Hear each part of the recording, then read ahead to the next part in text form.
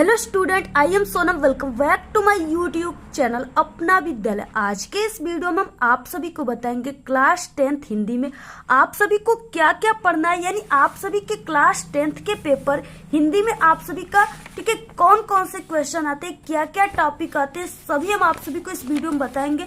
और आप सभी के क्लास 10th हिंदी में ठीक है आने वाले यानी पूरे किताब के सबसे महत्वपूर्ण प्रश्न कौन से हैं जो आप सभी के बोर्ड एग्जाम में इस बार 100% गारंटी बिल्कुल पक्का आएगा। और यहाँ पे हम आप सभी को पूरे उत्तर के साथ बताएंगे और आप सभी को ठीक है हिंदी के पेपर के जितने भी क्वेश्चन होते हैं उसके आंसर आपको लिखना कैसे है जिससे आपको 100% गारंटी पूरे के पूरे नंबर मिलेंगे। ठीक है, वो तरीका हम आप सभी को इस वीडियो में बताएंगे। और आपके पूरे किताब से आप सभी के क्लास 10th हिंदी के पेपर में आने वाले जितने भी टाइप्स के क्वेश्चन होते हैं ठीक है बहुविकल्पी क्वेश्चन, ये 20 ऑब्जेक्टिव क्वेश्चन भी हम आप सभी को इस वीडियो में पूरा बताएंगे जो कि बिल्कुल वेरी वेरी मोस्ट इंपॉर्टेंट है, वायरल क्वेश्चन है। अगर आप लोग इस मात्र 20 ऑब्जेक्टिव क्वेश्चन को तैयार कर लिए तो इससे बाहर कोई भी ऐसा क्वेश्चन नहीं है आप सभी के हिंदी के पूरे किताब से जो आप सभी को ठीक है यानी जितना इस वीडियो में क्वेश्चन बता रहे इससे बाहर एक भी क्वेश्चन आपके हिंदी के पेपर में नहीं आ सकता, ये मेरी 100% गारंटी है। ठीक है, जितने भी क्वेश्चन सिर्फ यानी आप सभी लोग यानी पूरे आप लोग साल हिंदी की तैयारी किए हैं, लेकिन अगर आप लोग हमारे इस वीडियो से मात्र 1 महीने अगर आप लोग हिंदी की तैयारी कर लिए तो आप सभी को 100% मेरी गारंटी है कि आप सभी का हिंदी में 100 में 100 पूरा नंबर आएगा, एक भी नंबर आप सभी का कहीं पर भी नहीं कटेगा। ठीक है, क्योंकि इसमें हम पूरे क्वेश्चन ही वायरल आपको बता दे रहे हैं जो कि वेरी इंपॉर्टेंट है, इससे बाहर एक भी क्वेश्चन आएंगे ही नहीं कि आप सभी का हिंदी में नंबर कम हो। अगर आप सभी का यानी कि 70 नंबर का पूर्णांक है हिंदी के पेपर का तो आपका 70 में 70 पूरा नंबर आएगा, ये मेरी गारंटी है। अंतिम मौका है, आप सभी लोग मात्र इस वीडियो को देखकर आप लोग मार दोगे छक्का, ये मेरी गारंटी है। ठीक है, तो आप सभी लोग भी अगर चाहते हो कि इस बार आप सभी को ठीक है आपको अब की बार 95% से भी पार आप सभी लोग को नंबर लाना है, आप लोग टारगेट बनाए हो तो आप लोग इस वीडियो को सबसे पहले वीडियो को लाइक कर दीजिए। चैनल पे आप लोग नए हैं तो चैनल को सब्सक्राइब करके बेल आइकन को जरूर प्रेस कर दीजिए। इस वीडियो को आप लोग बिना स्किप किए पूरा लास्ट तक देखिएगा, तभी आप सभी को समझ में आएगा कि आपको हिंदी में क्या क्या पढ़ना है। ठीक है, और आपके पूरे किताब से सबसे महत्वपूर्ण जो हिंदी का टॉपिक है, हिंदी का प्रश्न है, वो कौन कौन से है। तो देखिए सबसे पहले और जितने भी क्वेश्चन बता रहे हैं इस बार 100% गारंटी है कि आप सभी के एग्जाम में हिंदी के पेपर में बिल्कुल छप चुका है। ठीक है, पूरा यही क्वेश्चन आएगा आप सभी के पेपर में। यहाँ पे देखिए सबसे महत्वपूर्ण गद्यांश कौन कौन से, सबसे महत्वपूर्ण पद्यांश संस्कृत के ठीक है, और कौन कौन से निबंध है, प्रार्थना पत्र है, जीवन परिचय कौन सा इंपॉर्टेंट है। ठीक है, हम आप सभी को ये भी बताएंगे। सबसे पहले हम आपको 20 नंबर का जो ऑब्जेक्टिव क्वेश्चन आपके पेपर में आ रहा है ठीक है जो बिल्कुल वायरल क्वेश्चन है उसको हम आप सभी को बता देते हैं। उसके बाद हम आपको आगे जो हिंदी का टॉपिक है प्रश्न है उसको बताएंगे, पूरा लिखकर लिखित उत्तर हम आपको बताएंगे। ठीक है, तो देखिए 20 सबसे इंपॉर्टेंट जो बहुविकल्पी प्रश्न है उसमें कौन कौन से ऑब्जेक्टिव क्वेश्चन है और कितने वायरल क्वेश्चन है जो हर साल ये आ रहे हैं। ठीक है, आप सभी को ये देखना है। देखिए सबसे पहला क्वेश्चन है रस मीमांसा कृति के लेखक हैं। ठीक है, रस मीमांसा कृति के लेखक कौन है, रामचंद्र शुक्ल है, जयशंकर प्रसाद है या प्रेमचंद है जिनका पूरा नाम मुंशी प्रेमचंद है। ठीक है, और डॉक्टर राजेंद्र प्रसाद है। तो देखिए रस मीमांसा वाला जो ये रचना है ये वेरी इंपॉर्टेंट है, किसी भी हिंदी के पेपर को आप लोग उठाकर किसी भी साल का देखोगे तो ये जरूर आया रहेगा। ठीक है, रस मीमांसा जो है वो आचार्य रामचंद्र शुक्ल का रचना है। ठीक है, ऑप्शन यहाँ पे फर्स्ट राइट है। नेक्स्ट क्वेश्चन है देखिए दूसरा, हिमालय की पुकार किस विधा की रचना है, जीवनी है, निबंध है, आलोचना है या उपन्यास है। ठीक है, तो यहाँ पे देखिए जो हिमालय की पुकार है ये जो है ये जयप्रकाश भारती का है और ये आलोचना विधा की रचना है। ठीक है, यहाँ पे विधा पूछ रखा है तो सिर्फ आपको विधा के बारे में ही ऑप्शन यहाँ पे चूज करना है। ठीक है, जैसे विधा में हो गया ये निबंध है, उपन्यास है, जीवनी है, आलोचना है, नाटक है कि क्या है। तो यहाँ पे जो हिमालय की पुकार है ये जयप्रकाश भारती जो कि आप सभी के ठीक है गद्यांश के न्यू चैप्टर हैं, यानी पहले चैप्टर थे बट ये क्या हुआ 30% में कम हो गया था, लेकिन इस बार आपको पूरा चैप्टर पढ़ना है। तो यानी ये किसका है, जयप्रकाश भारती का आलोचना है। नेक्स्ट तीसरा क्वेश्चन क्या है, हिंदी साहित्य में शुक्ल युग की समय सीमा है, कौन सा है? 4 ऑप्शन रहेगा। 1919 से 1920 ईस्वी, 1919 से 1938 ईस्वी, 1925 से 1937 ईस्वी, 1919 से 1940 ईस्वी। ठीक है, तो यहाँ पे शुक्ल युग का समय सीमा पूछ रखा है। तो शुक्ल युग का जो समय सीमा है वो 1919 से 1938 है। बहुत ही वायरल क्वेश्चन है, यानी ये समय सीमा वाला क्वेश्चन आपके पेपर हिंदी में कम से कम 3 क्वेश्चन आप लोग तैयार कर लीजिए। ठीक है, आप लोग के यानी 2 क्वेश्चन जरूर आएंगे। नेक्स्ट है चौथा क्वेश्चन, बिहारी की रचना है। क्या है? सिद्धराज है, ठीक है, रस कलश है, बिहारी सतसई है या बावरा अहेरी है। तो बिहारी की रचना बिहारी सतसई है। ऑप्शन यहाँ पे सी राइट है। अब देखिए नेक्स्ट क्वेश्चन क्या है। इसके बाद नेक्स्ट क्वेश्चन है 5वां, कौन सी रचना जयशंकर प्रसाद की नहीं है? आपको ये ध्यान में रखना है, आपको पहले क्वेश्चन ध्यान से पढ़ना है कि रचना कौन सी नहीं है पूछ रखा है। ठीक है नहीं पूछा है, नहीं है तो कामयानी, ठीक है, अजातशत्रु, झरना, साकेत। तो कामयानी तो है, ठीक है, अजातशत्रु भी है, जयशंकर प्रसाद का नाटक है, कामयानी इनका महाकाव्य है। बाकी यहाँ पे झरना है, ठीक है, ये इनकी रचना है। और यहाँ पे जो ये साकेत है ये मैथिली शरण गुप्त की रचना है, ये जयशंकर प्रसाद की रचना नहीं है। ठीक है, तो ऑप्शन यहाँ पे डी राइट है। नेक्स्ट क्वेश्चन क्या है? 6वां, विचार विधि किसकी निबंध संग्रह है? ठीक है, पंडित बालकृष्ण भट्ट की, प्रताप नारायण मिश्र की, महादेवी वर्मा की या आचार्य रामचंद्र शुक्ल की? तो जो विचार विधि है ये आचार्य रामचंद्र शुक्ल की, ठीक है, रचना है। ऑप्शन यहाँ पे डी राइट है।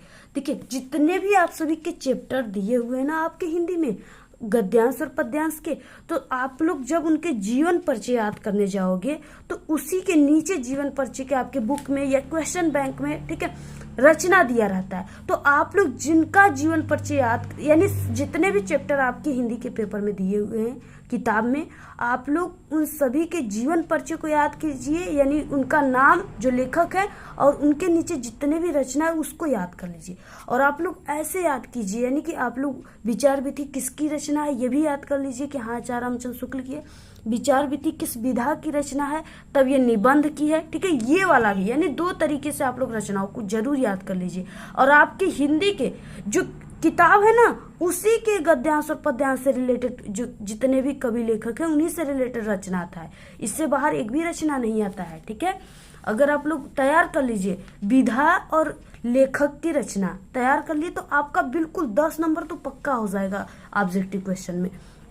नेक्स्ट है यहाँ पे रामचरितमानस किसकी रचना है? अब देखिए सूरदास की है, तुलसीदास की, रसखान की या कबीर की? तो रामचरितमानस जो है वो किसकी रचना है? तुलसीदास की है, जिनका पूरा नाम गोस्वामी तुलसीदास है, जो आपके चैप्टर में भी दिए हुए हैं। ठीक है, नेक्स्ट 8वां, मुंशी प्रेमचंद द्वारा संपादित पत्रिका है। ठीक है, मर्यादा और हंस है या छाया और प्रभा है, सुधा और हंस है या सरस्वती पत्रिका है? ठीक है, तो मुंशी प्रेमचंद के द्वारा संपादित पत्रिका जो है वो मर्यादा और हंस पत्रिका है। जितने भी बताएंगे क्वेश्चन है बिल्कुल वायरल है और आपको 100% समझ में आएगा। हमारी यहाँ पे कोई भी किसी भी सब्जेक्ट में, चाहे कोई भी सब्जेक्ट हो, हम कोई भी रटी रटाई आपको बात नहीं बताते हैं। जो भी बताएंगे वो समझा कर बताएंगे और आपको 100% समझ में भी आएगा वो टॉपिक। नेक्स्ट है यहाँ पे 9वां क्वेश्चन, झूठा सच किस विधा की रचना है? देखिए यहाँ पे भी विधा पूछ रखा है और ये बहुत ही वायरल क्वेश्चन है। ठीक है, तो झूठा सच किस विधा की रचना? नाटक है, कहानी, उपन्यास है, आत्मकथा, आलोचना है, जीवनी है या क्या? और ये जो झूठा सच है, ठीक है, ये यशपाल का क्या है? उपन्यास है। ठीक है, तो यहाँ पे ऑप्शन सी वाला ऑप्शन राइट है। नेक्स्ट क्वेश्चन देखिए क्या है। नेक्स्ट क्वेश्चन है 10वां, कि निम्नलिखित में से सही विकल्प का चयन करें। ऐसा क्वेश्चन आपके पेपर में एक जरूर आएगा। ठीक है, तो इसमें से देखिए इसमें चयन करना है। पहला है कि डॉक्टर जो नागेंद्र हैं वो ख्याति प्राप्त उपन्यासकार हैं। ठीक है, ये गलत है क्योंकि ये ख्याति प्राप्त उपन्यासकार नहीं थे। नेक्स्ट है गबन जयशंकर प्रसाद की कृति है, ये भी गलत है क्योंकि गबन जो है वो मुंशी प्रेमचंद्र की उपन्यास है। नेक्स्ट है इरावती डॉक्टर राजेंद्र प्रसाद की कृति है, ये भी गलत है। ठीक है, क्योंकि इरावती, अपूर्व, तितली ये सब जो उपन्यास है ये जयशंकर प्रसाद की है। नेक्स्ट है डी, डॉक्टर राजेंद्र प्रसाद निबंधकार थे, ये ऑप्शन सही है। ठीक है, क्योंकि जो डॉक्टर राजेंद्र प्रसाद थे वो क्या थे? एक उपन्यासकार थे। ऑप्शन यहाँ पे डी राइट है। नेक्स्ट क्वेश्चन है 11, सही विकल्प का चयन करें। ठीक है, अब देखिए इस तरह से हम आपको 2 क्वेश्चन इसमें दे दी, यहाँ पे लिखे हुए हैं, जिससे कि आपका यानी दोनों में से कोई भी आ सकता है। सही विकल्प का चयन करें। ठीक है, जयशंकर प्रसाद एक आलोचक है, ये भी गलत है, ये आलोचक नहीं थे। महादेवी वर्मा की प्रसिद्ध रचना गोदान है, ये भी गलत है, महादेवी वर्मा की प्रसिद्ध रचना गोदान नहीं है, ये मुंशी प्रेमचंद्र की है। नेक्स्ट है सी, गुनाहों का देवता धर्मवीर भारती का उपन्यास है। ठीक है, ये भी गलत है क्योंकि ये उपन्यास नहीं है। गुनाहों का देवता धर्मवीर भारती का है लेकिन ये उपन्यास विधा नहीं है। नेक्स्ट है डी, क्या भूलूं क्या याद करूं आत्मकथा विधा की रचना है, ये सही है। ठीक है, क्या भूलूं क्या याद करूं ये हरिवंश राय बच्चन जी की, ठीक है, ये आत्मकथा है।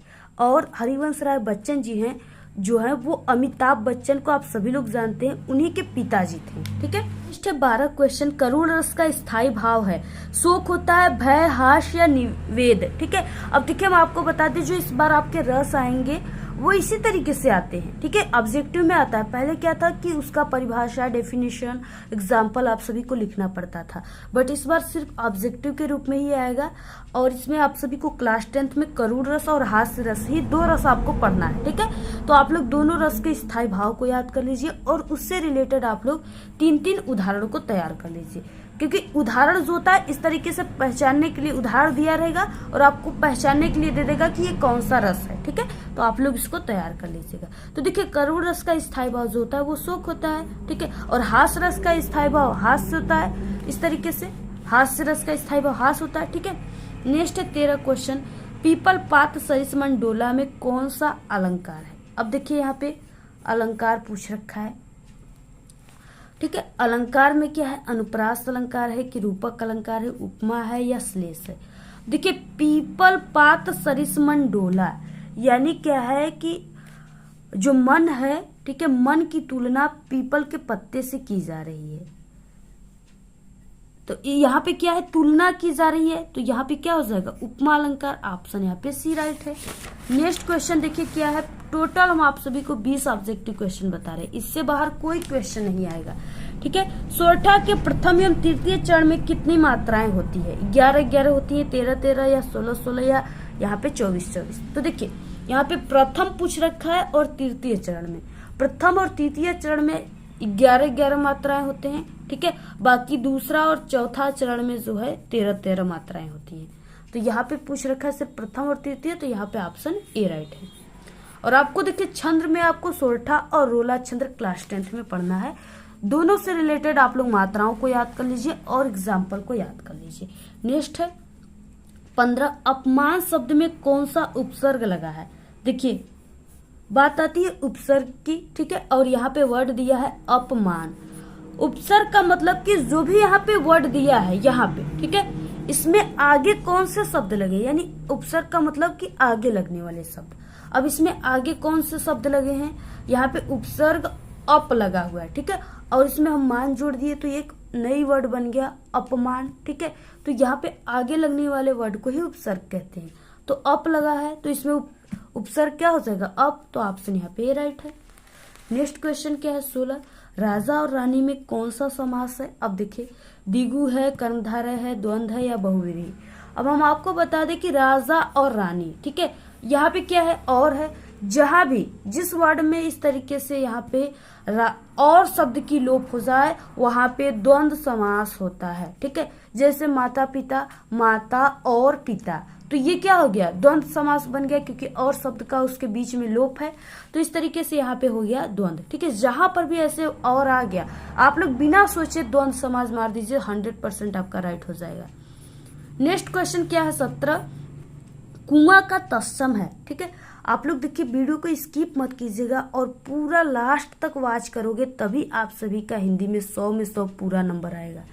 ठीक है, पूरा आपको लास्ट तक देखना है क्योंकि जितना वीडियो, ठीक है, लास्ट होता जाएगा उतने ही आपको इम्पोर्टेंट चीज मिलती जाएगी, इसलिए आप लोग पूरा लास्ट तक देखिएगा। आप सभी का मात्र, यानी आप लोग अगर इन सभी टॉपिक को सिर्फ 1 मंथ आप लोग इसकी तैयारी कर लिए तो आप सभी का हिंदी में 100 में 100 लाने से कोई नहीं रोक सकता, अगर आपके अंदर जिद और जुनून है तब। ठीक है, पूरा नंबर लाने के लिए। तो यहाँ पे 17 क्वेश्चन है, कुआं का तत्सम है, कूप है, नदी है, कुइयां है या कूप है। ठीक है, तो देखिए जो कुआं है, ठीक है, कुआं का यानी आपको कुआं में ये देखना है कि इसका जो तत्सम है उसमें जो मात्राएं रहेंगी वो इस तरह से रहेंगी, ठीक है, और ये वाली मात्राएं जो है ये नहीं रहेगी, ये आपको ये ध्यान में रखना है। तो कुआं का जो तत्सम होगा इसमें ये कुआं का ये वाला होगा। ऑप्शन यहाँ पे डी राइट है। नेक्स्ट क्वेश्चन है 18। तालाब शब्द का तत्सम शब्द होगा, ठीक है, समुद्र होगा, झील होगा, तड़ाग होगा या महासागर होगा। तो तालाब शब्द का तत्सम जो होता है वो तड़ाग होता है। ऑप्शन यहाँ पे सी राइट है। नेक्स्ट क्वेश्चन क्या है? नेक्स्ट है 19 क्वेश्चन। युष्मत की विभक्ति वचन बताइए, ठीक है, युष्मत की विभक्ति और वचन आपको बताना है। तो देखिए त आ गया, ठीक है, जिसमें भी त आ जाएगा ये क्या हो जाएगा, ये बहुवचन रहेगा और ये पंचमी विभक्ति रहेगा।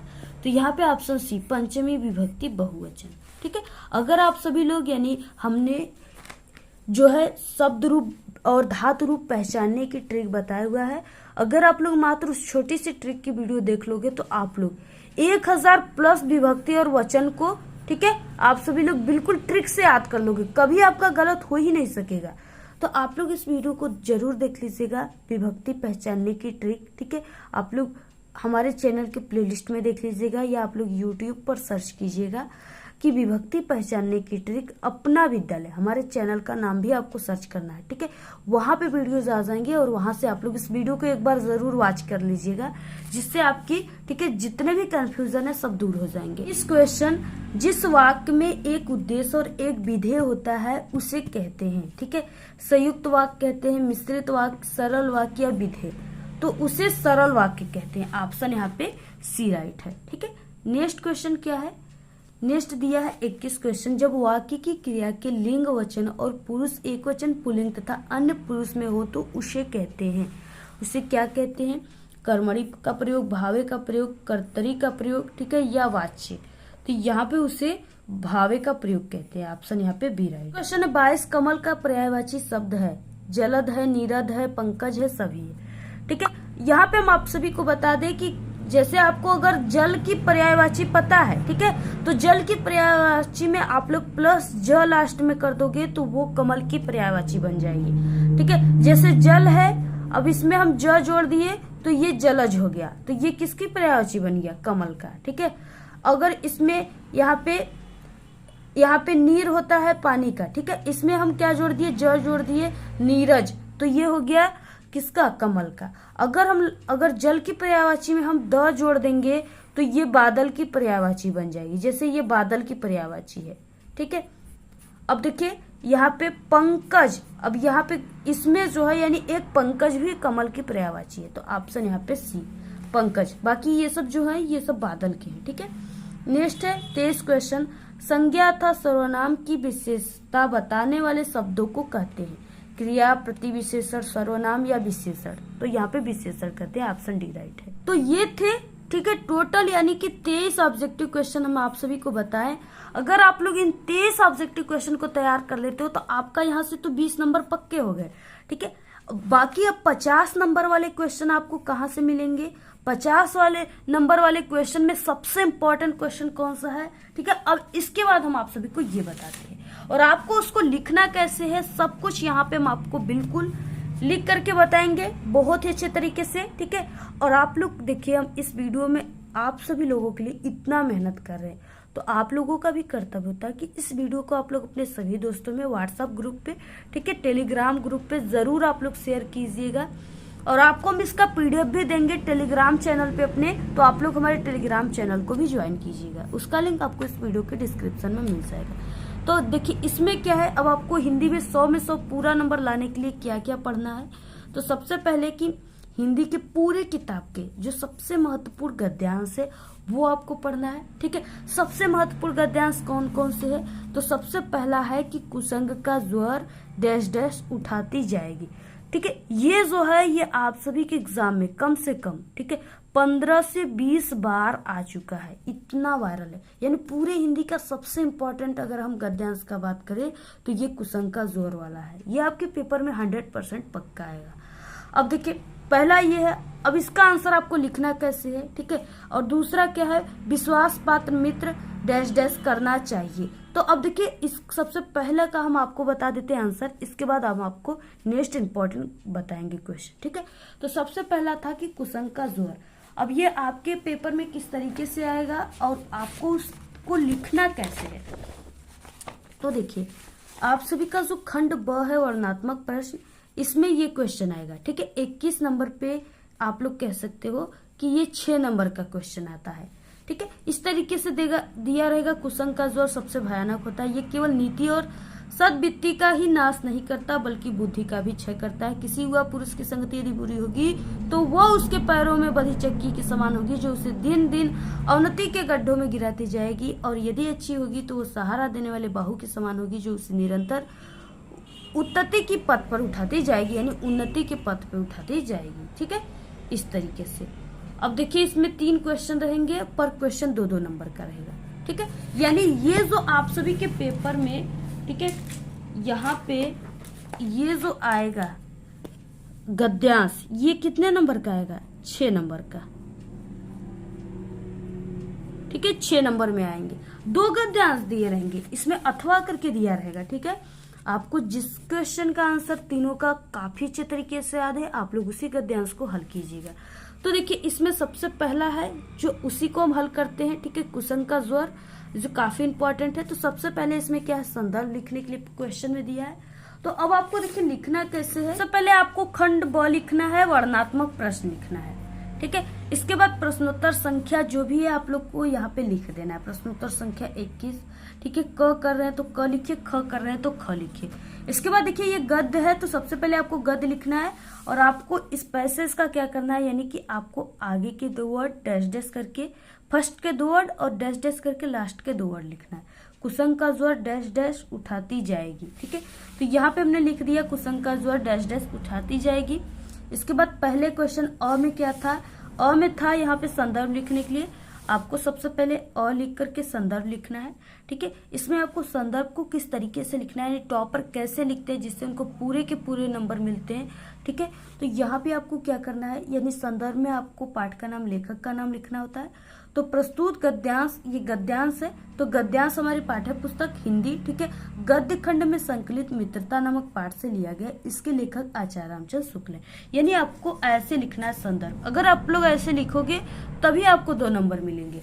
और देखिए, और ये जो है ये संगति आ गया, ठीक है, मित्र आ गया, मित्रता आ गया, तो ये मित्रता चैप्टर से है और इसके लेखक आचार्य रामचंद्र शुक्ल है, ठीक है।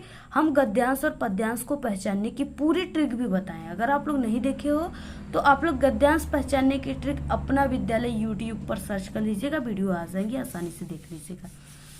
तो ये तो था यहाँ पे संदर्भ। बाकी यहाँ पे रेखांकित अंश की व्याख्या जो है, इसमें आपको सिर्फ इतने का ही व्याख्या किया जाता है, यानी जहां तक जिसके नीचे ब्लैक वाली अंडरलाइन है ना, सिर्फ उसी लाइन का व्याख्या करना है, ठीक है। तो आपको जो वर्ड लिखा हुआ है उसी से लिखना है, थोड़ा अपने शब्दों में इसको बनाकर लिखना होता है। रेखांकित अंश की व्याख्या, अब देखिए प्रस्तुत पंक्ति में लेखक बुरी संगति को भयानक, ठीक है, रोग बताया है और ये अच्छे गुणों का विनाश करने के साथ साथ बुद्धि को भी नष्ट कर देती है। किंतु अगर अच्छी संगति मिल जाए तो बुरी संगति में पड़ा व्यक्ति गर्त से निकलकर क्या करता है, प्रगति के पथ पर चलने लगता है। तो इस तरीके से हो जाएगा। ये 2 क्वेश्चन थे। अब इसके बाद थर्ड क्वेश्चन का आंसर कैसे लिखना है, इसका स्क्रीनशॉट ले लीजिए आप लोग पहले, ठीक है। थर्ड क्वेश्चन यानी सब क्वेश्चन में एक यहाँ पे, ठीक है, क्वेश्चन है जिसका आंसर आपको इसी में से ढूंढकर लिखना होता है। जैसे कुसंग का व्यक्ति के जीवन पर क्या प्रभाव होता है, तो देखिए कुसंग, ठीक है, यहाँ पे कुसंग है तो कुसंग से लेकर के करता है, यहाँ तक क्या हो गया, इसका आंसर हो गया। आप लोग इसको भी लिख सकते हो या आप लोग इसको अपने शब्दों में भी बना सकते हो थोड़ा बहुत। जैसे कुसंग का प्रभाव, ठीक है, वहां पे भयानक दिया है तो आप लोग भयानक का ही एक वर्ड विनाशकारी है तो आप लोग विनाशकारी लिख सकते हो। और ये अच्छे गुणों का विनाश करने के साथ साथ बुद्धि को भी नष्ट कर देती है। तो ये हो गया तीसरे क्वेश्चन का यानी सब क्वेश्चन का आंसर। तो ऐसे आप सभी को क्या करना है, इसका आंसर लिखना है, ठीक है। इसी तरीके से आप लोग लिखोगे तभी आपको पूरे के पूरे 6 नंबर मिलेंगे। यही तरीका से अगर आप लोग इससे चेंज लिखोगे तो आपको पूरे 6 नंबर नहीं मिलेंगे, 5-4 नंबर मिलेंगे, ठीक है। तो जैसे हमने बताया, जो तरीका हमने बताया उसी तरीके से आपको लिखना है। नेक्स्ट तीसरा, विश्वास पात्र मित्र, ठीक है, डैश डैश करना चाहिए। और थर्ड है मित्र का कर्तव्य डैश डैश धोखा न होगा। ठीक है, तो ये जो तीनों है, जो तीनों इंपॉर्टेंट यहाँ पे गद्यांश है, ये मित्रता पाठ से हैं और इसके लेखक आचार्य रामचंद्र शुक्ल है। ठीक है, ये दोनों को हम पहले से भी इसका आंसर बता चुके हैं, आप लोग वीडियो देख लीजिएगा, हिंदी के प्लेलिस्ट में हमारे चैनल पे अवेलेबल है। या आप सभी लोग ठीक है इसको तैयार भी कर लीजिएगा और नेक्स्ट वीडियो में भी इसका सॉल्यूशन भी आ सकता है। नेक्स्ट है यहाँ पे संदर्भ, और देखिए आपको संदर्भ लिखने के लिए आएगा, रेखांकित अंश की व्याख्या और एक प्रश्न आएगा, जैसा कि हमने आपको बताया। नेक्स्ट है यहाँ पे देखिए दूसरा, यानी कि हे भगवान डैश डैश बना रही है और रोहतास दुर्ग डैश डैश कहाँ अंत था। ठीक है, तो ये जो दोनों गद्यांश है ये ममता पाठ से है और इसके लेखक जो है जयशंकर प्रसाद हैं, जो कि वेरी इंपॉर्टेंट है, आप लोग इसको बिल्कुल रट लीजिए, इससे बाहर नहीं आएंगे। नेक्स्ट है यहाँ पे जो तरुण संसार रहता है। ठीक है, जो तरुण संसार डैश डैश रहता है, हिंदी में प्रगतिशील डैश डैश सुहावने होते हैं। ठीक है, तो ये क्या लिखूं से है, जिसके लेखक हैं पद्मलाल पुन्नालाल बख्शी। देखिए हम यहाँ पे पाठ का नाम, लेखक का नाम भी आपको बता देते हैं, आप लोग इसको बुक से, क्वेश्चन बैंक से भी तैयार कर सकते हो। ठीक है, और ये जो है यानी ये क्या लिखूं जो है पद्मलाल पुन्नालाल बख्शी का काफी इंपॉर्टेंट है, तो आप लोग ये दोनों गद्यांश को तैयार कर लीजिएगा। ठीक है, क्योंकि ये सब चैप्टर जो थे ये आपको पूरे इस बार हिंदी के सभी चैप्टर को पढ़ना है। ठीक है, 30% कम नहीं है, इसलिए ये वाले जो नए चैप्टर है उसमें से ज्यादातर क्वेश्चन आपके पेपर में आएगा, जो आपको पूरे यूट्यूब पर कोई भी टीचर ऐसा आपको नहीं बताता होगा। ठीक है, क्योंकि उन्हें पता ही नहीं है कि न्यू जो चैप्टर है उससे भी क्वेश्चन आते हैं। ठीक है, और हम जो आपको तरीका बता रहे हैं वो 100% बिल्कुल राइट रहेगा। जितनी अच्छी जानकारी हम आप सभी को दे देंगे, ठीक है, यूट्यूब पर आपको उतनी अच्छी जानकारी कोई नहीं देगा, क्योंकि हम एक टॉपर स्टूडेंट है। आप लोग हमारे टॉपर की वीडियो हमारे चैनल पे आप लोग देख सकते हो, या आप लोग यूट्यूब पर भी सर्च करके ठीक है देख सकते हो हमारे टॉपर की वीडियो, आपको वहाँ पे आसानी से मिल जाएगी। आप लोग वहाँ से ठीक है, आप लोग वहाँ से सीख जाओगे, गाइड पा जाओगे किस तरीके से टॉपर बना जाता है, कैसे कैसे क्वेश्चन हमने पढ़कर टॉपर बना है। तो वही सब क्वेश्चन हम आप सभी को भी बताते हैं, और यूट्यूब पर आपको इतने विश्वास के साथ, कॉन्फिडेंस के साथ कोई भी आपको नहीं बता पाएगा, और हो सकता है उनके क्वेश्चन आ भी नहीं पाएंगे। ठीक है, इसलिए अगर हमारे चैनल से जितने भी स्टूडेंट हर साल जो एग्जाम की तैयारी करते हैं हर एक सब्जेक्ट का, ठीक है, वो बोर्ड एग्जाम में यानी 90% 95% ला करके जिला टॉप ही नहीं बल्कि प्रदेश टॉप भी कुछ स्टूडेंट करते हैं। ठीक है, आप लोग ठीक है जितने भी, यानी कि हम आपको एक वीडियो बनाए हुए थे जब स्टूडेंट के रिजल्ट आए थे, तो उस समय जो स्टूडेंट थे वो काफ़ी कमेंट किए थे, तो उन कमेंटों की एक वीडियो हमने बनाया है, जो कि स्टूडेंट जो थे, जो जिले टॉप थे, प्रदेश टॉप थे, उन्होंने कमेंट किया था। ठीक है, कि हम आपके चैनल से टॉप किए, मेरे इतने नंबर आए, तो आप लोग उस वीडियो को भी देख लीजिएगा, जिससे आपका जो कॉन्फिडेंस लेवल है वो दुगुना हो जाएगा। ठीक है, तो इस तरीके से आप लोग तैयार कर लीजिएगा। नेक्स्ट, और देखिए सबसे जो इम्पोर्टेंट चैप्टर है ठीक है आपके हिंदी का, वो यहाँ पे ये है कि ईर्ष्या तू नहीं गई मेरे मन से। ठीक है, ये काफी इम्पोर्टेंट क्वेश्चन है, इसमें से लगभग 4 ऐसे गद्यांश है जो आपके पेपर में हर साल आते हैं। ठीक है, पहला, और ये रामधारी सिंह दिनकर का है, पहला है ईर्ष्या का काम डैश डैश पीछे हटे हैं। ठीक है, ये वाला आपको गद्यांश तैयार करना है। नेक्स्ट है ईर्ष्या का यही डैश डैश पड़ती है। ठीक है, ईर्ष्या से बचने का डैश डैश कम कर देगा मगर ऐसा डैश डैश विकास करे। ठीक है, ये चारों बहुत ही इंपॉर्टेंट है, रट लीजिए बिल्कुल। ठीक है, वीडियो लंबी हो जाएगी, लेकिन जो जानकारी हम आपको दे रहे हैं वो 100% राइट है, आपको ऐसी जानकारी कोई भी नहीं देगा। इसके बाद नेक्स्ट है यहाँ पे देखिए, मानव मन सदा डैश डैश करती रही है, हमारे देश में डैश डैश मानव पहुंच गया है। ये जो लेखक है इनके, ये जयप्रकाश भारती हैं। ठीक है, पाठ का नाम पानी में चंदा और चांद पे आदमी है। ये भी यानी ये सब न्यू चैप्टर है, और सबसे ज्यादा न्यू चैप्टर से ही क्वेश्चन आएंगे, तो आप लोग इसको तैयार कर लीजिएगा। नेक्स्ट आता है यहाँ पे दूसरे नंबर पे सबसे महत्वपूर्ण पद्यांश। ठीक है, ये भी 6 नंबर का आता है। कितने नंबर का? 6 नंबर का। अब देखिए इसमें पहला दिया है अभिगत गति डैश डैश सगुन पद गावे। ठीक है, पहला ये दिया है, और दूसरा है निर्गुण कौन डैश डैश मति नासी, और ये जो है ये पद से है। ठीक है, पद के सुर सागर से है, और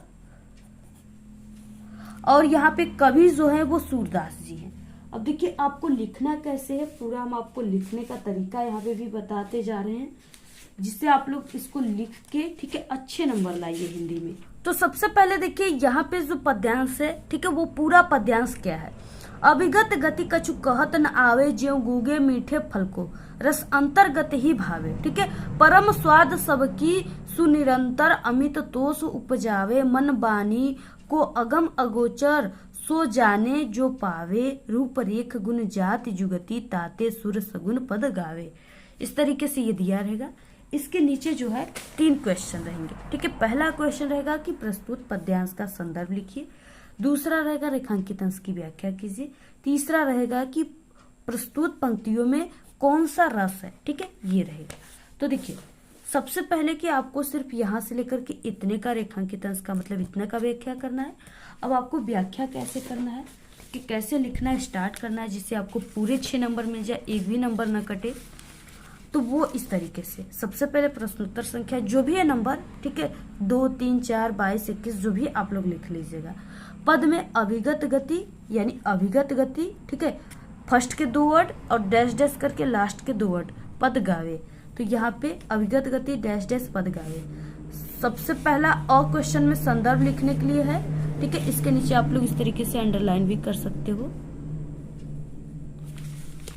इसमें क्या है, प्रस्तुत पद्यांश हमारी पाठ्य पुस्तक हिंदी काव्य खंड में संकलित पद शीर्षक के सूरसागर नामक पाठ से लिया गया है। इसके रचयिता सूरदास जी हैं। ठीक है, आप लोग ऐसे भी लिख सकते हो, प्रस्तुत पद्यांश हमारी पाठ्य पुस्तक हिंदी काव्य खंड में संकलित, ठीक है, पद शीर्षक के सूरसागर से उद्धृत है। ठीक है, उद्धृत है और इसके रचयिता सूरदास जी, ऐसे भी लिख सकते हो आप लोग। इसके बाद देखिए, और आपको नेक्स्ट क्वेश्चन में रेखांकित अंश की व्याख्या है।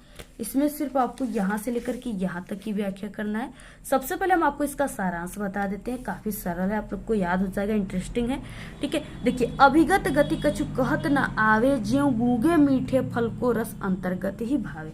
यहाँ पे क्या है कि यहाँ पे निर्गुण ब्रह्म की उपासना की गई है। ठीक है, यहाँ पे यानी निर्गुण ब्रह्म के बारे में बताया जा रहा है और निर्गुण ब्रह्म के बारे में बताया जा रहा है। ठीक है, जो कि यहाँ पे निर्गुण ब्रह्म को उस तरह से समझा जा रहा है जैसे अगर कोई गूंगा व्यक्ति है, ठीक है, अगर हम उस गूंगे व्यक्ति को कोई फल दे दें, ठीक है, फल जैसे फल को रस, ठीक है, तो यहाँ पे कोई फल दे दें या हम उसको कोई भी स्वादिष्ट चीजें दे दें। ठीक है, अब जब वो गूंगा व्यक्ति उस स्वादिष्ट चीजों को खाएगा तो वो तो बोल नहीं सकता क्योंकि वो गूंगा व्यक्ति है। ठीक है, गूंगा है, अब वो बोल नहीं सकेगा, तो जो चीजें वो खाएगा वो काफी ज्यादा खुश हो जाएगा। ठीक है, और वो उसका जो जैसे हम लोग क्या होता है, कभी कभी कोई चीजें खाते हैं तो हम लोग कहते हैं ना कि काफी स्वादिष्ट चीजें हैं ये, लेकिन जो गूंगा व्यक्ति रहेगा आप लोग उससे पूछ भी नहीं सकते, अगर पूछोगे तो वो बोल भी नहीं सकता।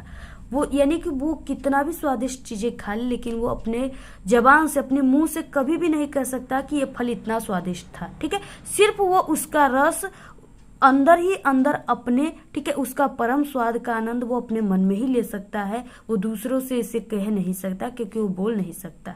ठीक है, वही यहाँ पे निर्गुण ब्रह्म को उसी तरीके से बताया गया है। अब देखिए, निराकार ब्रह्म, निराकार या निर्गुण, ठीक है, निराकार ब्रह्म की सत्ता अज्ञात है, यानी ये भी क्या है, अज्ञात है, इसको भी बताया नहीं जा सकता है, इसके बारे में शब्दों में उसका वर्णन नहीं किया जा सकता।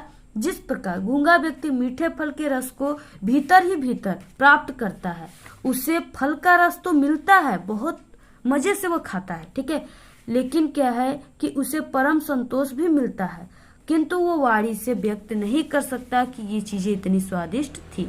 ऐसे आपको लिखना है। देखिए जैसे हमने लिखा है ना, आपको उसी तरीके से हम आपको इसका स्क्रीनशॉट ले लीजिए आप लोग, उसी तरीके से आप सभी को ऐसे ही पूरा लिखना है। नेक्स्ट क्वेश्चन था कि इसमें प्रस्तुत में पंक्तियों में कौन सा रस है। ठीक है, अब देखिए, ये निराकार ब्रह्म की उपासना की गई है, यानी यहाँ पे एक भक्ति के रूप में यहाँ पे सूरदास जी जो हैं ये भक्ति रस का यहाँ पे वर्णन किया है। इसमें आपको पूरा भक्ति मिलेगा, तो ये यहाँ पे जो रस रहेगा वो भक्ति रस ही रहेगा। तो उक्त पंक्तियों में भक्ति रस का प्रयोग किया गया। सवाल क्वेश्चन का आंसर आपको ऐसे लिखना है, तो स्क्रीनशॉट ले लीजिए, आपको ऐसे ही पूरा लिखना है। अब इसके बाद देखिए नेक्स्ट क्या है जो काफी इंपॉर्टेंट है। नेक्स्ट है यही निर्गुण कौन मतिनासी, ठीक है, ये वाला है। तो आप लोग इसका भी तैयार कर लीजिएगा। हम पहले से भी बता चुके हैं, हमारे चैनल पे 3 हिंदी के वायरल मॉडल पेपर की भी वीडियो आ गई है, आप लोग उन पेपर को भी तैयार कर लीजिएगा। ठीक है, तो ये सूरसागर से है पद के, और ये सूरदास के द्वारा लिखा गया। संदर्भ इसमें आएगा, रेखांकित अंश की व्याख्या, और यहाँ पे प्रश्न एक आएगा। नेक्स्ट है इसमें देखिए, रानी में जानी अनजानी डैश डैश दिए हैं। ठीक है, और पूर्ते निक्सी जल डैश डैश जल चुए। ठीक है, तो ये जो है ये गोस्वामी तुलसीदास का है, ये धनुष बंग, ठीक है, वन पथ से लिया गया है। इसको भी तैयार कर लीजिएगा, बहुत इंपॉर्टेंट फर्स्ट वाला है ये। नेक्स्ट देखिए क्या है क्वेश्चन। नेक्स्ट क्वेश्चन है यहाँ पे, अतुलनीय जिनके डैश डैश रण गर्जन, ठीक है, और निर्भय स्वागत डैश डैश बहाकर। ये क्या है, दोनों जो है ये स्वदेश प्रेम से है, और इसके लेखक जो है वो रामनरेश त्रिपाठी हैं। इसका आंसर भी हम बता चुके हैं, हिंदी के प्ले लिस्ट में आप लोग ढूंढ कर देख लीजिएगा। नेक्स्ट है यहाँ पे, अणु युग बने डैश डैश चंद्रानंद। ठीक है, नेक्स्ट है, चीटी और प्राणी डैश डैश चिन्हगी अक्षय। ये क्या है, सुमित्रानंद पंत के द्वारा लिखा गया है, सुमित्रानंदन पंत, और चिंटी चंद्रलोक में प्रथम बार। ठीक है, ये शीर्षक का नाम है, पाठ का नाम, तो इसको तैयार कर लीजिएगा। तीसरा अब आता है, अब तीसरा में क्या है, सबसे महत्वपूर्ण संस्कृत गद्यांश। ये जो है ये 5 नंबर का आएगा। ठीक है, कितने नंबर का, 5 नंबर का। और इसमें क्या क्या रहेंगे, तो इसमें संदर्भ रहेगा और हिंदी अनुवाद। ठीक है, संदर्भ जो है इस पे आप सभी को, यानी कि संदर्भ पे 2 नंबर और प्लस आपको हिंदी अनुवाद पे 3 नंबर मिलेगा। टोटल ये 5 नंबर का क्वेश्चन है। इसमें पहला दिया है, ऐसा नगरी डैश डैश भाषायाम कारितः। ठीक है, दूसरा है, इदम नगरी डैश डैश विसुता। ठीक है, तीसरा है, वाराणसी सुविख्याता डैश डैश प्रशंसती। ठीक है, इस तरह से दिया हुआ है, और ये वाराणसी चैप्टर से है। इसमें आपको पाठ का नाम लिखना होता है, लेखक का नहीं। ठीक है, इसमें आपको संदर्भ और हिंदी अनुवाद करना है।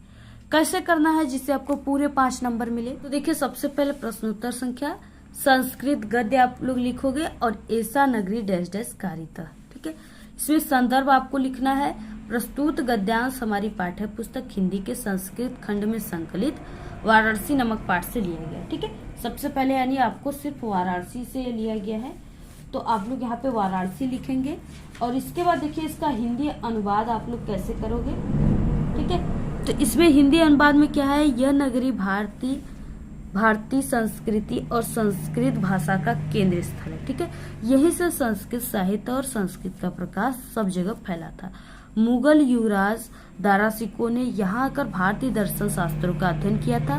वह उनके ज्ञान से ऐसा प्रभावित हुए कि उसने उपनिषदों का अनुवाद फारसी भाषा में कराया। ऐसे आपको लिखना है। ठीक, स्क्रीनशॉट ले लीजिए। बाकी इदम नगरी, ठीक है, ये वाला आप सभी लोग, और वाराणसी, ये दोनों आप लोग तैयार कर लीजिएगा किताब से। ठीक है, ये आप लोग प्लेलिस्ट में भी देख सकते हो, हम बताए हैं। नेक्स्ट है यहाँ पे, अस्माका संस्कृति, ठीक है, डैश डैश, यहाँ पे दृढ़ता चेती। ये काफी इंपॉर्टेंट है, आप लोग इसको तैयार कर लीजिए। देखिए इस तरीके से आपके पेपर में भी आएगा ये, अस्माका संस्कृति, ठीक है, दृढ़ता चेती, ये वाला। अथवा यानी 2 रहेगा, आप लोग को अथवा करके दिया रहेगा, उसमें से आपको लिखना है। ऐसा कर्म विराम, ठीक है, डैश डैश संस्कृति पास्का। तो ये जो है ये भारतीय संस्कृति पाठ से लिया गया है, इसको भी आप लोग तैयार कर लीजिएगा। बाकी नेक्स्ट है यहाँ पे, एकदा, ठीक है, बहव डैश डैश दास्यामः, ये वाला, और नागरिक बहुकालम, ठीक है, डैश डैश दत्तान। ये क्या है, प्रबुद्धो ग्रामीण पाठ से है, आप लोग इसको तैयार कर लीजिएगा। नेक्स्ट है चौथा, अब देखिए चौथा टॉपिक आता है पद्यांश, जो कि संस्कृत का इंपॉर्टेंट पद्यांश है। ठीक है, और ये 5 नंबर का आता है। 5 नंबर में इसमें भी आपको 2 नंबर संदर्भ पे, 3 नंबर आपको हिंदी अनुवाद पे मिलेंगे।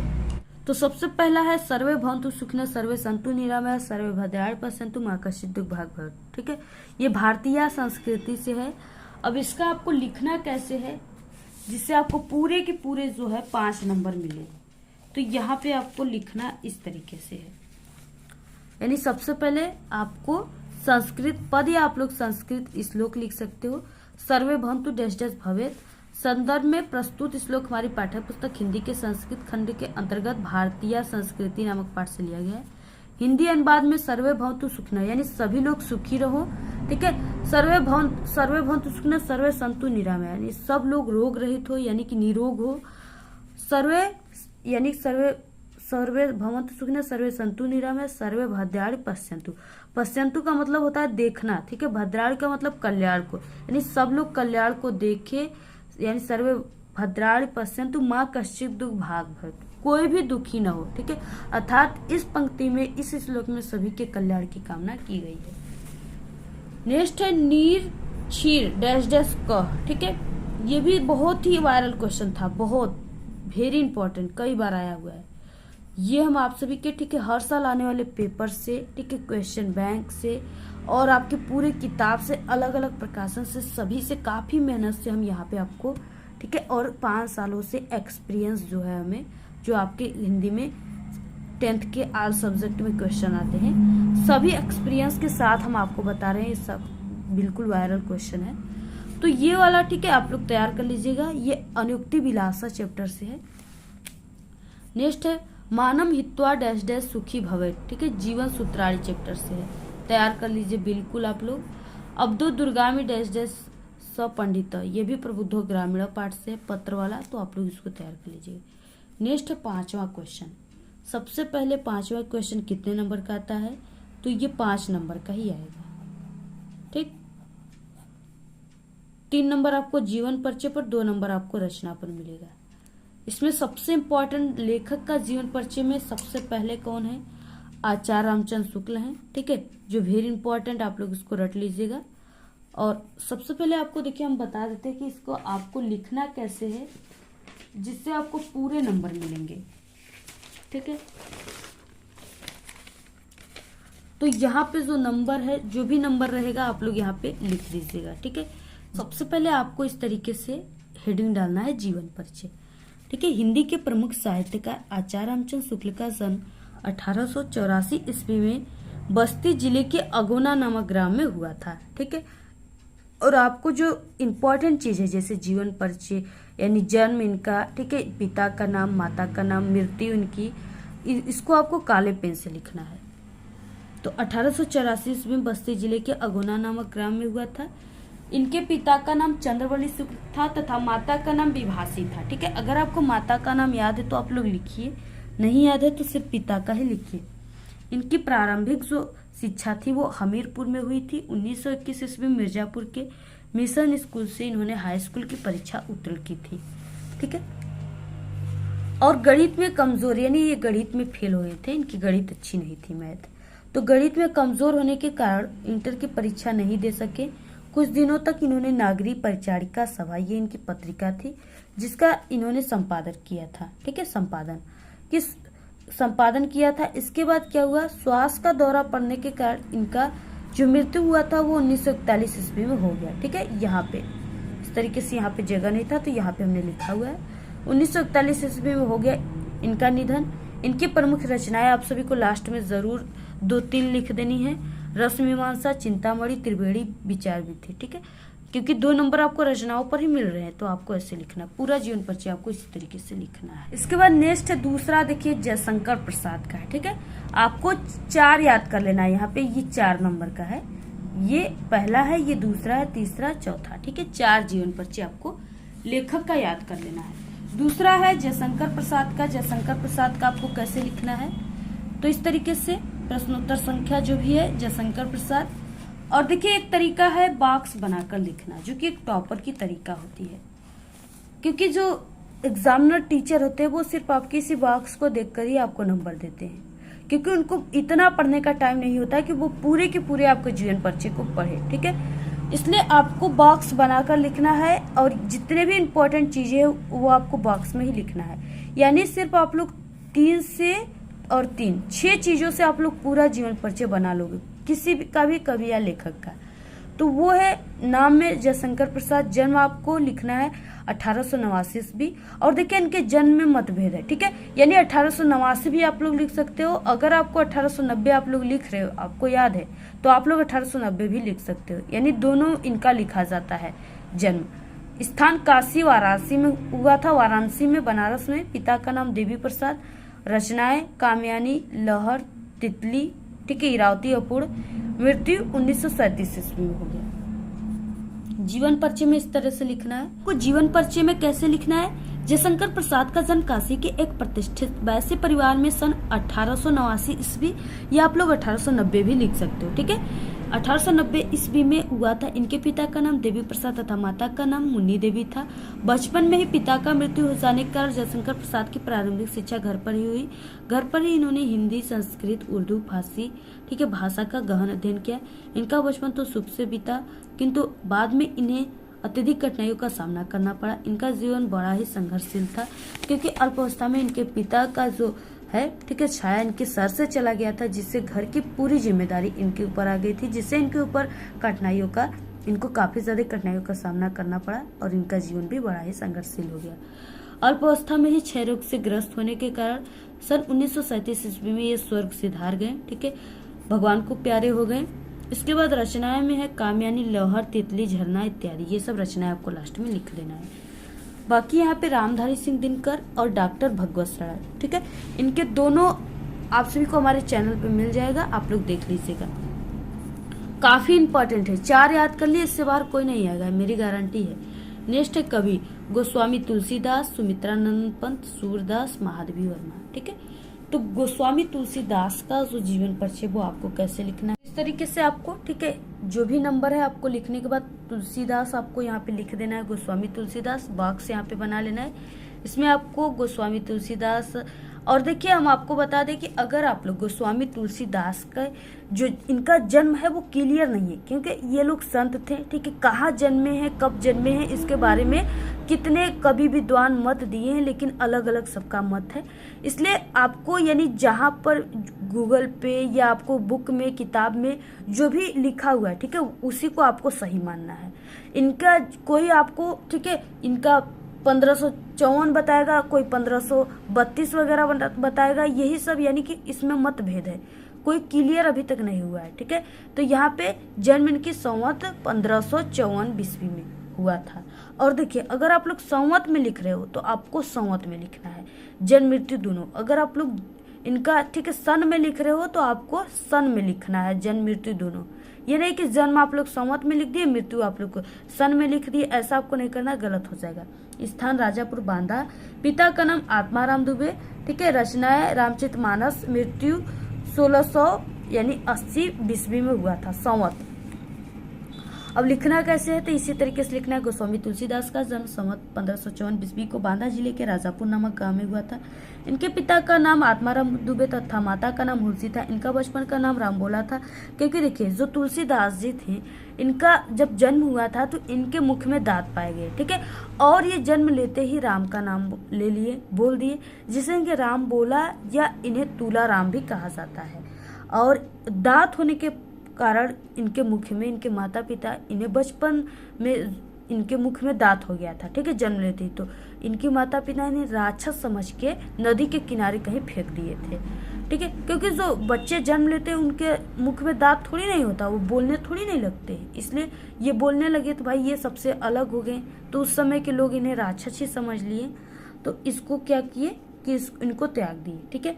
अब देखिए ये जो थे ये सरयू प्रारूप ब्राह्मण थे, इनके माता पिता इन्हें बचपन में ही त्याग दिए थे। अब इनको फिर कौन इनका सेवा पानी किया, तो वो जो थे वो स्वामी नरहरि दास थे, जो इनको अपने घर ले गए और इनका पालन पोषण किया और इन्हें साहित्य का ज्ञान दिया, ठीक है।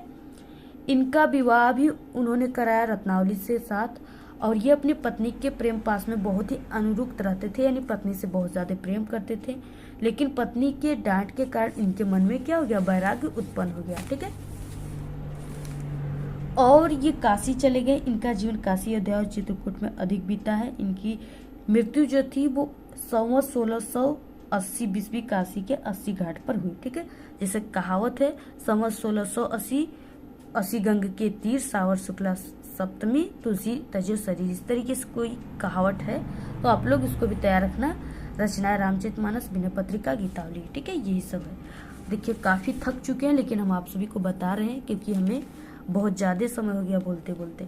नेक्स्ट यहाँ पे सुमित्रा नंदन पंत, सूरदास, महादेवी वर्मा, ठीक है। तीनों हमारे चैनल पे पूरे चारों थे, ठीक है, चारों हमारे चैनल पे हैं।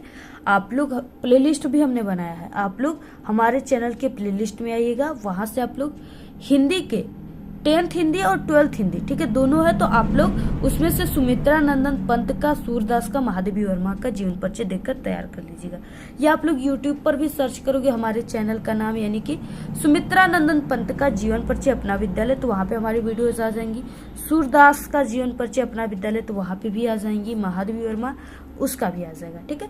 तो आप लोग ऐसे तैयार कर लीजिएगा। बाकी नेक्स्ट क्या है टॉपिक, इसके बाद नेक्स्ट आ गया 6वां, जो कि श्लोक है, जो कि 2 नंबर का आपके पेपर में आएगा। और अगर आप लोग 3 श्लोक याद कर लिए तो आप सभी का एक जरूर पक्का आएगा, ठीक है, क्योंकि 2 जो श्लोक होते हैं ये आपके संस्कृत का जो पद है उसमें दे देता है, ठीक है, श्लोक वाला में उसका संदर्भ अनुवाद लिखना होता है। और बाकी एक तो नहीं ना देगा, क्योंकि 2 जो दिया रहेगा उसको आपको नहीं लिखना है, उसमें बोला रहता है कि जो इस प्रश्न पत्र में आया उसको नहीं लिखना है, ठीक है।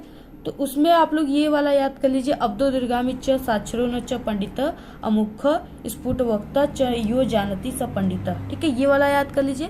सर्वे भवन्तु सुखिनः सर्वे सन्तु निरामया सर्वे भद्राणि पश्यन्तु मा कश्चित् दुःख भाग् भवेत्, ये वाला तैयार कर लीजिए।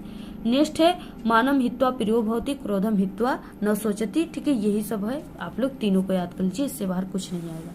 2 नंबर तो बिल्कुल पक्का हो गया। नेक्स्ट आ गया 7वां क्वेश्चन, संस्कृत के महत्वपूर्ण प्रश्न, ये 2+2, ठीक है, ये 4 नंबर का आपके एग्जाम में आएगा। 4 क्वेश्चन दिए रहेंगे, सिर्फ आपको 2 क्वेश्चन ही करना है, 2-2 नंबर का। कुत्र मरणम मंगलम भवति, ठीक है, तो यहाँ पे हो जाएगा वाराणस्याम मरणम मंगलम भवति। नेक्स्ट है बहुत, जितने भी है ना सभी वायरल क्वेश्चन है, इससे बाहर कोई क्वेश्चन संस्कृत का नहीं आएगा, क्योंकि जितना वायरल था सभी हम आपको इस वीडियो में ही बता दे रहे हैं। दूसरा है चंद्रशेखर क आसीत, चंद्रशेखर एक प्रसिद्ध क्रांतिकारी देशभक्त च आसीत, ठीक है। तीसरा क्या है, देखिए आप लोग वीडियो को जरूर शेयर कीजिएगा, जिससे हम इतना मेहनत कर रहे हैं, तो आप लोग अब शेयर करोगे, लाइक करोगे, कमेंट करोगे अच्छी अच्छी प्यारी प्यारी, तो मुझे, ठीक है, यानी मुझे ये लगेगा कि नहीं हमने इतना मेहनत किया तो किसी का यानी स्टूडेंट्स का लाभ हुआ, ठीक है, पढ़े, इनको तैयार किए और स्टूडेंट्स भी हमारे ठीक बातों को माने, वो अपने फ्रेंडों में इसको शेयर किए। तो आप लोग इसको जरूर शेयर कीजिएगा। और ऐसे ही अगर आपको क्लास 10th की किसी भी सब्जेक्ट का इंपॉर्टेंट टॉपिक की पूरी किताब के सबसे इंपॉर्टेंट क्वेश्चन चाहिए तो आप लोग जरूर कमेंट एक बार कर दीजिएगा, हम आपको तुरंत वीडियो प्रोवाइड करा देंगे। अगर आप लोग किसी भी सब्जेक्ट में कमजोर हो, जैसे मैथ, इंग्लिश, ये सब साइंस वगैरह हो गया, तो हमारे चैनल पे बिना पढ़े सभी विषय में पास होने की भी ट्रिक है। आपको इसी वीडियो के लास्ट में प्लेलिस्ट दिखेंगी, ठीक है, जिसमें पूरी की पूरी वीडियो भरी हुई है, उसी पर क्लिक करके आप लोग देख लीजिएगा। और हिंदी की कॉपी कैसे लिखे इस पे भी वीडियो है, आप लोग जरूर विजिट करके चैनल पे देख लीजिएगा। और डेली आप लोग पढ़ाई कीजिए, आपके पास समय बिल्कुल नहीं है, समय निकल जाएगा, आप लोग बहुत पछताओगे, इसीलिए समय रहते ही अगर आप लोग समय के बारे में सोचकर आप लोग समय की कीमत करने लगे तो आप लोग, ठीक है, एक टॉपर स्टूडेंट जरूर बन जाओगे। वाराणसी कस्या नद्या कूले स्थिता, वाराणसी गंगाया कूले स्थिता, ठीक है। नेक्स्ट है भारतीय संस्कृति मूलम किम अस्ति, तो विश्वस्य श्रेष्ठा ईश्वर एक एवं अस्ति इति भारतीय संस्कृति मूलम अस्ति। नेक्स्ट क्वेश्चन क्या है, नेक्स्ट है पदेन बिना किम दूरम याति, ठीक है, तो यानी कि बिना पैरों का कौन दूर दूर तक जाता है, तो पदेन बिना पत्रम दूरम याति, ठीक है, पत्र जो बिना पैरों से लेकर लोग जाते हैं, ठीक है, किसी भी प्रकार का पत्र है लोग उसे हाथों में हाथ लेकर जाते हैं, ठीक है, और उसको पैर नहीं होता है, वो चल के किसी के पास नहीं जाता है। नेक्स्ट क्वेश्चन है ज्ञानम कुत्र संभवति, तो ज्ञानम जो है वो सर्वत्र संभवति, ठीक है, जहां पर भी ज्ञानी लोग रहेंगे वहां पर ज्ञान संभव रहेगा। नेक्स्ट है यहाँ पे वीर केन पूज्यते, तो ये पाठ का ही नाम है, वीर वीर पूज्यते। नेक्स्ट है पुरुराजा क आसित, तो पुरुराजा एक भारत वीर आसित। पुरुराजा केन स युद्धम अकरोत, तो पुरुराजा अलछेंद्रेण स युद्धम अकरोत, ठीक है, इतना तैयार कर लीजिए, 4 नंबर बिल्कुल पक्का है। 8वां में आ गया पत्र लेखन, जो कि सबसे महत्वपूर्ण है, 4 नंबर का पेपर में बिल्कुल न्यू क्वेश्चन है। 3 याद कर लीजिए, इसमें से एक भी इससे बाहर नहीं आएंगे। पहला है आकस्मिक अवकाश हेतु अपने प्रधानाचार्य को एक पत्र लिखिए। ठीक है, लिखना कैसे है आप सभी को, तो यहाँ पे हम आपको लिखने का भी तरीका बता देते हैं, जिससे आपका पूरे के पूरे आपको 4 नंबर मिले, एक भी नंबर ना कटे, वो तरीका हम आपको यहाँ पे बता देते हैं। सबसे पहले पत्र लेखन, प्रश्नोत्तर संख्या जो भी है सभी को ये लिखना किसको है, प्रधानाचार्य जी को लिखना है आकस्मिक अवकाश हेतु छुट्टी के लिए। तो सेवा में कावा श्रीमान प्रधानाचार्य जी कावा। ठीक है, यहाँ पे अपनी कॉलेज का नाम लिखना है, जो भी कॉलेज का नाम है, आप लोग किसी भी कॉलेज का लिख सकते हो तो लिख लीजिएगा। ठीक है, जैसे हमने यहाँ पे कोई भी कॉलेज लिख दिया है। विषय आकस्मिक अवकाश हेतु महोदय कावा सविनय निवेदन है कि आज मेरे घर पर एक अति आवश्यक कार्य होने के कारण मैं दिनांक, जो भी दिनांक है यहाँ पे आपको दिनांक लिख देना है, को कॉलेज आने में असमर्थ हूँ, अतः आपसे विनम्र निवेदन है कि एक दिन की आकस्मिक अवकाश प्रदान करने की कृपा करें। धन्यवाद। दिनांक जो भी आप लोग को लिख देना है, आपका आज्ञाकारी शिष्य या शिष्या क ख ग, क्योंकि एग्जाम में आपको नाम नहीं लिखना है, इसलिए आप लोग क ख ग क्लास जो भी आप लोग लिख लीजिएगा। बाकी यहाँ पे शहर की सफाई हेतु तो अपने शहर के मुख्य नगर अधिकारी को आपको पत्र लिखना है। ठीक है, तो ये जो है हम पहले से भी बता चुके, आप लोग हमारे चैनल पे विजिट करके भी देख सकते हो। बाकी यहाँ पे भी हम आप सभी को बता ही देते हैं, आप लोग इसको भी स्क्रीनशॉट लेकर इसको तैयार कर लीजिएगा। ठीक है, यहाँ पे इस तरीके से सफाई के लिए प्रार्थना पत्र है, यहाँ तक आप लोग पूरा स्क्रीनशॉट लेकर तैयार कर लीजिएगा। उसके बाद यहाँ से, ठीक है, अतः आपसे विनम्र निवेदन है, यहाँ से लेकर के पूरा आप लोग तैयार कर लीजिएगा, जरूर आएगा आपके पेपर में। कि एक क्वेश्चन तीसरा है, अपने मित्र को अपने बड़े भाई के विवाह में जो है सम्मिलित होने के लिए आपको निमंत्रण पत्र देते हुए एक पत्र लिखना है। 3 तैयार कर लीजिए, 1 जरूर आएगा। ठीक है, तो ये हमने पूरा बताया हुआ, आप लोग चैनल पे विजिट करके देख लीजिएगा। नेक्स्ट आता है यहाँ पे निबंध और खंड काव्य, सबसे लास्ट क्वेश्चन है। ठीक है, निबंध में कौन कौन से निबंध है, कितने नंबर का ये आता है, तो निबंध जो है इस बार आपके पेपर में 7 नंबर का कर दिया गया है। ठीक है, 7 नंबर का। अब देखिए सबसे इम्पोर्टेंट कौन कौन से निबंध है। सबसे पहले पर्यावरण प्रदूषण। ठीक है, ये इस तरह से भी आ सकता है, प्रदूषण की समस्या और समाधान। अगर पर्यावरण दे दिया तो आप लोग जो याद किए, यानी जो इस वीडियो में हम आपको बताएंगे, वही आपको पूरा का आंसर लिखना है। ठीक है, आपका बिल्कुल राइट हो जाएगा। तो प्रदूषण की समस्या और समाधान। नेक्स्ट है विज्ञान अभिशाप या वरदान, जनसंख्या वृद्धि की समस्या में समाधान। राष्ट्र प्रेम, स्वदेश प्रेम या देशभक्ति, मेरा प्रिय कवि तुलसीदास। ठीक है, ये आप लोग यानी कि 5 याद कर लीजिए, इससे बाहर कोई भी निबंध नहीं आएगा। अब देखिए आपको जैसे हम यहाँ पे एक बता देते हैं पर्यावरण प्रदूषण के बारे में। ठीक है, कि आपको लिखना कैसे है। आपको देखिए इस तरीके से पर्यावरण प्रदूषण लिखना है, जो भी है प्रदूषण की समस्या और समाधान, आपको हेडिंग लिख देना है। और पहले रूपरेखा हेडिंग रहेगा, इसमें आप सभी को रूपरेखा के अंतर्गत आपको जो भी ये लिख रहे हो निबंध, उसके अंतर्गत जितने भी हेडिंग आप लोग इस निबंध लिखने में यूज करोगे, वही आपको रूपरेखा में लिखना है। जिससे प्रस्तावना, प्रदूषण के प्रकार, पर्यावरण प्रदूषण के कारण, प्रदूषण को रोकने का उपाय, लास्ट हेडिंग उपसंहार है। ठीक है, सबसे पहला जो भी हेडिंग है आप लोग उस रूपरेखा वाले हेडिंग को आप लोग लिख करके उसके बारे में थोड़ा थोड़ा लिख दीजिए अपने शब्दों में। ठीक है, प्रस्तावना में आपको लिखना है विश्व में तेजी से बढ़ती जनसंख्या पर्यावरण प्रदूषण का कारण है। प्रदूषण का अर्थ स्वच्छ वातावरण में ही जीवन का विकास संभव है। ठीक है, अपने आसपास का वातावरण दूषित हो जाना ही प्रदूषण कहलाता है। तो ये हो गया, इस तरीके से आपको लिख देना है। और अगर आप लोग हाइलाइटर का यूज करना चाहते हो तो आप लोग इस तरीके से कर सकते हो, नहीं चाहते हो तो मत कीजिएगा। ठीक है, कोई जरूरी नहीं है। नेक्स्ट है प्रदूषण का प्रकार। आज के वातावरण में प्रदूषण जो है वो निम्न रूपों में, ठीक है, दिखाई पड़ता है। कौन कौन से रूपों में, तो यहाँ पे दिया हुआ है जो है वायु प्रदूषण, जल प्रदूषण, ध्वनि प्रदूषण, रासायनिक प्रदूषण, यानी 4 रूपों में। नेक्स्ट है, अब जो भी यहाँ पे रूप है यानी जितने भी प्रकार है प्रदूषण के, उसी को आपको बारी बारी से हेडिंग डालकर उसके बारे में आपको अपने शब्दों में जो भी आप लोग दैनिक जीवन में देख रहे हो उसके बारे में ही आपको लिखना है। जितना आप लोग अपने से बनाकर लिखोगे, एग्जामिनर टीचर उतने ज्यादा प्रसन्न होते हैं और आपको पूरे नंबर देते हैं। तो वायु प्रदूषण में विशेष प्रकार की गैसें अपने विशेष मात्राओं में अनुपात में उपस्थित होते हैं। जीवधारी अपने क्रिया में ऑक्सीजन व कार्बन डाइऑक्साइड का प्रयोग करते, मानव अपनी आवश्यकताओं के कारण इसे दूषित कर रहा है। जल प्रदूषण, जल का हमारे जीवन में सबसे महत्वपूर्ण योगदान है।